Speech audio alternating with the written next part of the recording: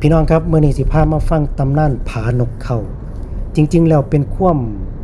บ่ลงโตขัดแย้งเถียงกันของพรานป่า2คนครับพรานป่าคนแรกบอกว่า หลังจากที่เห็นนกบินมาแล้วบินตกอยู่หน้าต่อหน้าก็บอกว่าเฮ้ยนกเขาอีกคนนึงก็เลยบอกว่าเฮ้ยนี่นกเขาอีกคนแรกก็เลยบอกว่ามันไม่ใช่นกเต็งนี่มันนกเขา พี่น้องสิเชื่อบ่ครับ แต่ที่จริงแล้วเป็นผาหินตรงนี้บริเวณบนสุดเป็นชะง่อนหินที่เป็นโค้งๆเป็นจะง่อยปากเหมือนจะง่อยปากของนกเขาหรือนกฮูกครับส่วนต่อมาเป็นหลังเป็นปีกบนหน้าผาที่สูงดำทะมึนก็เหมือนกับปากนกเขาเหมือนหัวนกเขาครับ พี่น้องละแวกนี้ก็เลยให้ซื้อผาตรงนี้ว่าผานกเขาอันนี้คือที่มา